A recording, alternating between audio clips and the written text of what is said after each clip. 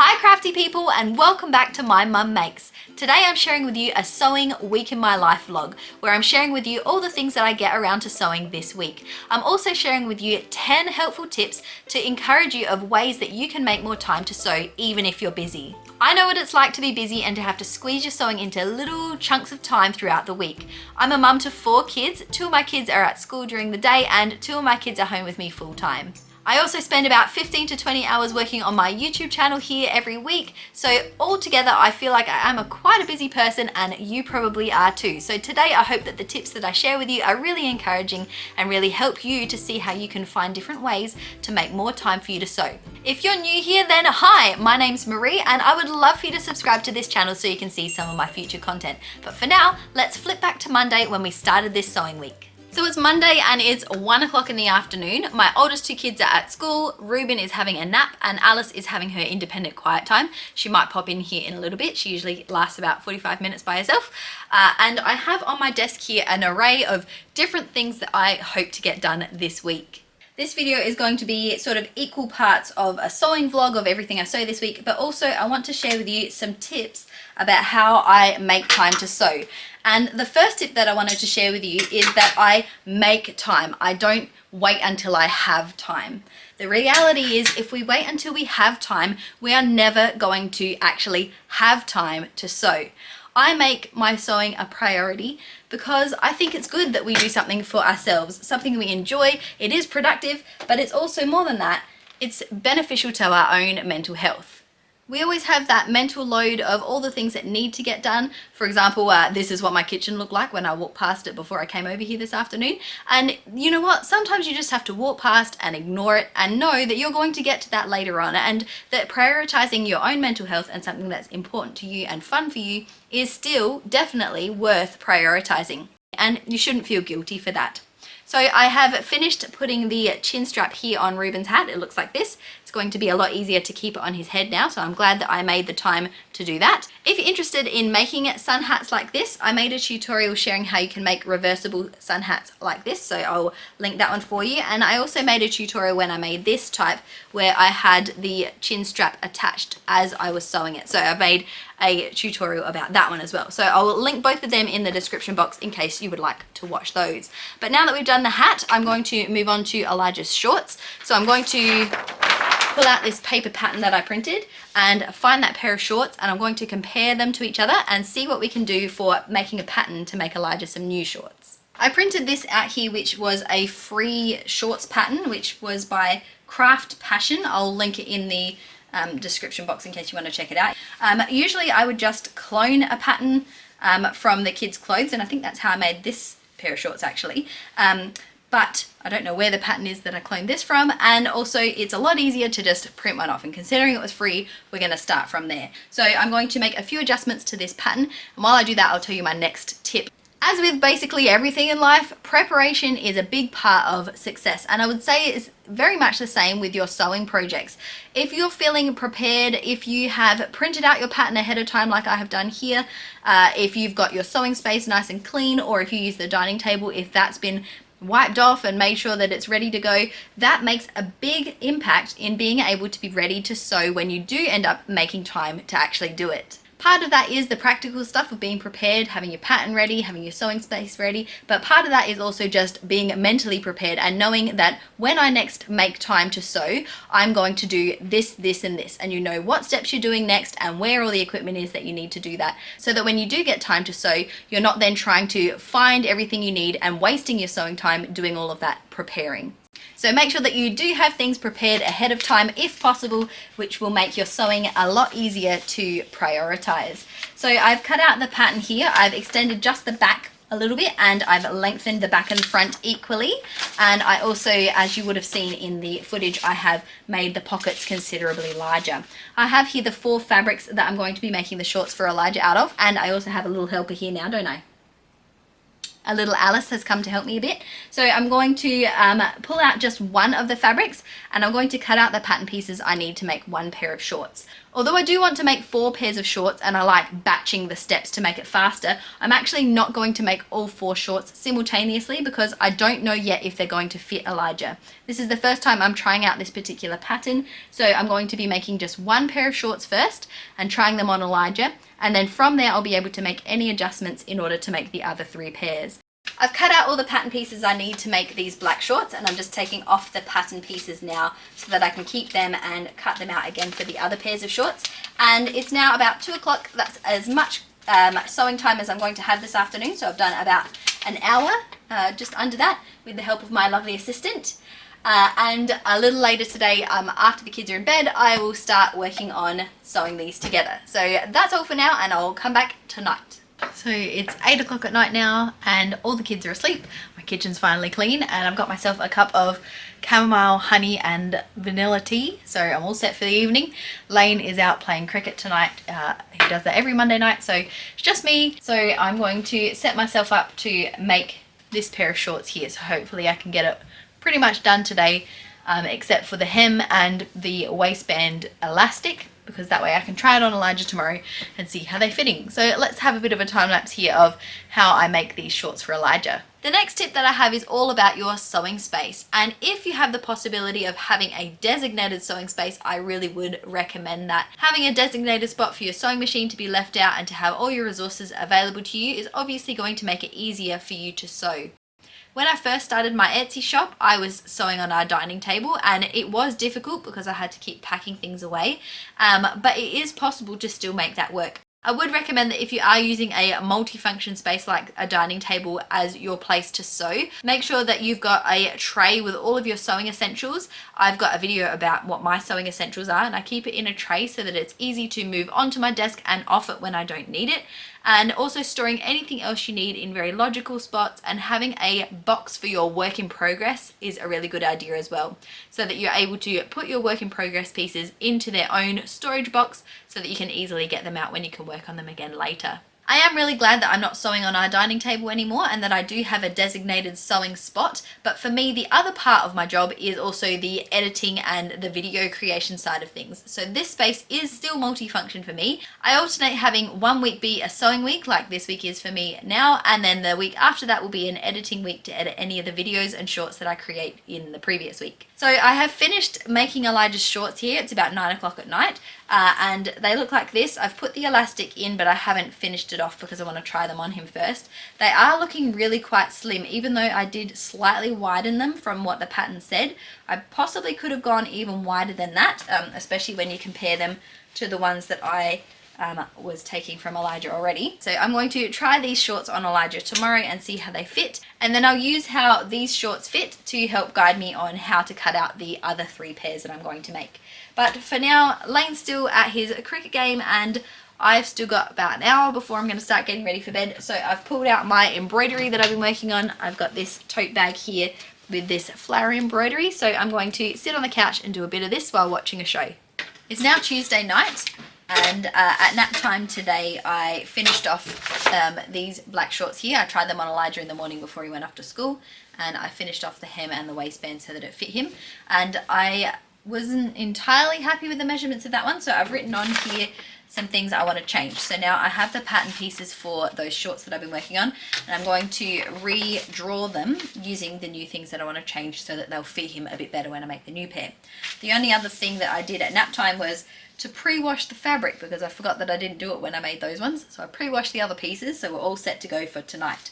So now I'm just going to set myself up to pattern out these pieces so that I can add a bit of width in the waistline, but also lower the rise on them a bit because they were really high rise and Elijah likes wearing his pants more like mid to low rise. My sewing tip for tonight is to make your sewing space functional, tidy and inviting. You want your sewing space to be somewhere where you can go and enjoy sewing and not have clutter there, or it be messy, or for it to just have things that remind you of other jobs that you should be doing, but you want it to be a bit of an oasis, a bit of a space that you can get away to do your hobby and enjoy it. Also, having it tidy means that it is easier to access things like we talked about already. So just having a nice, tidy, functional, lovely looking space really does help to make sewing a lot easier. So now that I have patterned out these new pattern pieces, I'm going to cut them out and then I'm going to make another pair of shorts like what I did last night. I'm not going to make all 3 sets like I had hoped to because I want to retest the changes I made on this pattern. I made some quite drastic pattern changes. So I'm going to just make another pair of shorts tonight and try them on Elijah for tomorrow. So I'll come back once I have finished making the shorts because it's going to be basically the exact same process as what I did last night. So I'll show you what they look like when they're done. Here's how they look. I finished making these shorts. So they are all done. I just need to do the elastic and the hem. So I'll try them on Elijah tomorrow. They are looking like they'll be a better size than these black ones that I made yesterday. So I feel like the adjustments we made are going to be a lot better for him. So that's all for tonight. And then I really want to prioritize adjusting this tomorrow because I want to wear it. So tomorrow I'm going to focus on this. So I'm going to leave this on my sewing table so I know that's the next thing for me to work on. It's now Wednesday at quiet time and the kids are doing their not so quiet time today, but I've finished these shorts. I tried them on Elijah this morning. I had to make one more adjustment to the width of the legs and then I finished off the casing of the elastic. So I've done that today at quiet time. And then I needed something else to do to fill in some time here because I have a little bit more time available to do some sewing. So I pulled out this cardigan here that had a hole in the sleeve and I did that. And that leads me to today's tip, and that is to have a selection of different projects that you can do in a varying amount of time. So yes, it's good to have those long projects like I want to sew this dress or make this whatever, but it's also good to have a selection of different little projects or little mends that you know you need to do that you can just pull out when you needed to. So I pulled out this cardigan that had been needing to be mended for quite some time, did the mend in 10 minutes, and now it's ready to go back in my wardrobe. For the rest of my quiet time today, I'm going to just clear everything off my desk and get it all nice and neat because tonight I'm going to be adjusting this shirt here. So I'm going to cut across to that footage now of me adjusting this shirt.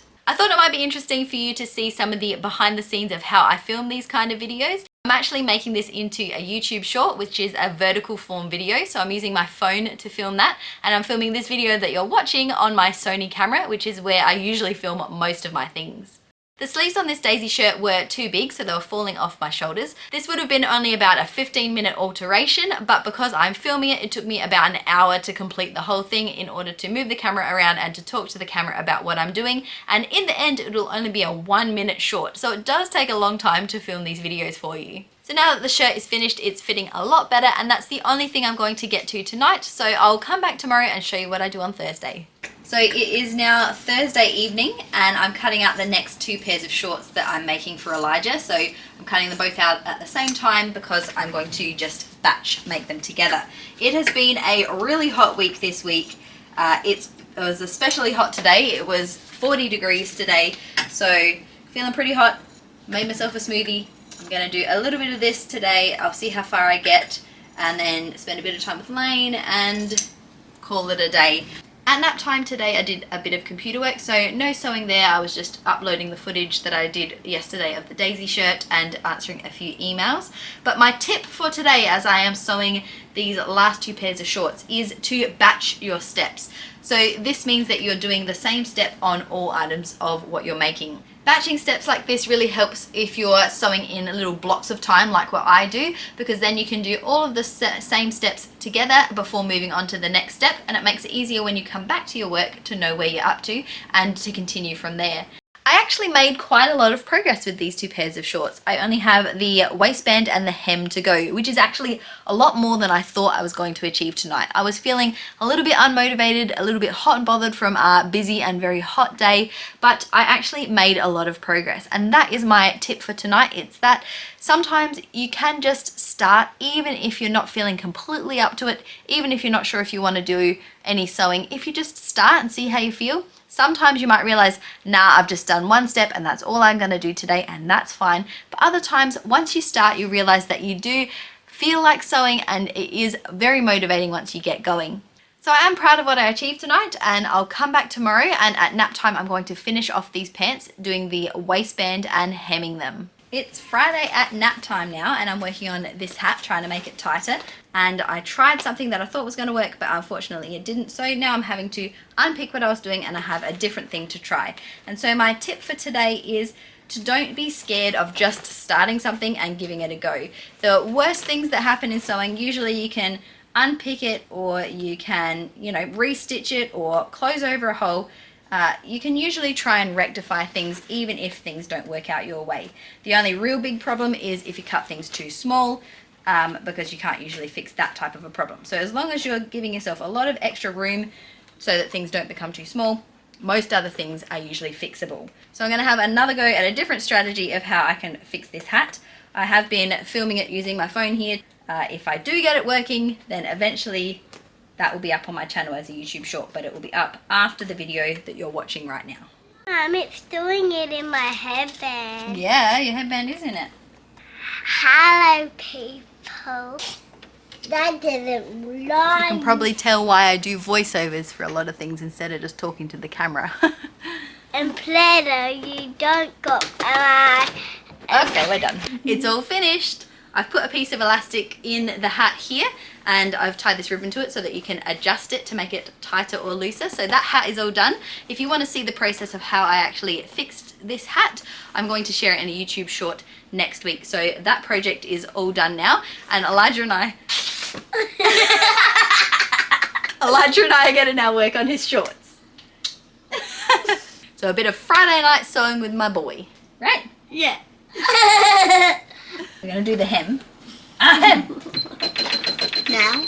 The next tip is all about note taking. I leave a lot of notes for myself when I'm sewing. It can be notes about lists of different sewing projects I would like to get done, and it also is lists of the next step that I'm going to take. So especially if I'm sewing something and I need to continue the next day, I'll write a little post-it note to remind myself of what I'm working on the next day. This is also really useful on cross stitch, where it's hard to keep track of where you're up to make sure you leave a little note on your pattern to say what part of your cross stitch you're up to, or embroidery. My last tip, tip number 10, is to include your kids in your sewing and share the joy with them. Yeah, my finger's on the pin, so if my fingers are getting close to the pin, don't run over either the finger or the pin. Okay? The finger's the most slow. True, thank you. Go!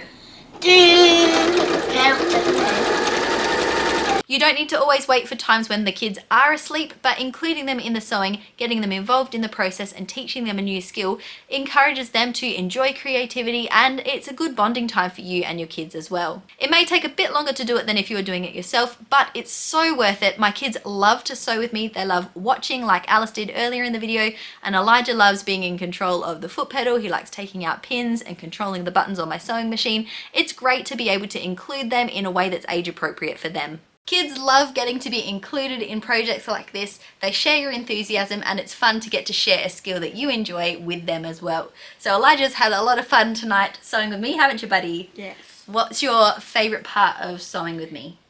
Getting to do the pedal. Yeah, so Elijah likes stepping on the foot pedal, and I just kind of steer the fabric, don't I? Yeah, cool. And what pair of shorts are your favourite? These! The ones with Paw Patrol on it. Paw Patrol! I'm glad you enjoyed it, and it's always fun to get to sew with Elijah, and I'm sure that you'll have fun teaching your kids to sew too. It's a lovely thing to get to share together. But now it's bedtime, right? No, it isn't. I'm going to send Elijah to bed, so I'll be back in a second. Elijah has very reluctantly headed off to bed, and I have a few little threads to cut off on these shorts here, but mostly I'm basically done. So thank you for joining me on this week of sewing. I hope that you have both enjoyed watching the sewing process and also learned something from the tips that I've shared about productivity and how to make time for sewing. We were able to make and mend a lot of things this week, so I'm really glad that you came along with me on this journey and that you made it all the way to the end of this video. If you enjoyed this video, don't forget to leave a like on it down below, and you can subscribe to see some of my future videos, including how I adjust that hat. So thanks again for coming along on this sewing journey with me this week, and until next time, go get creative, and we'll see you later.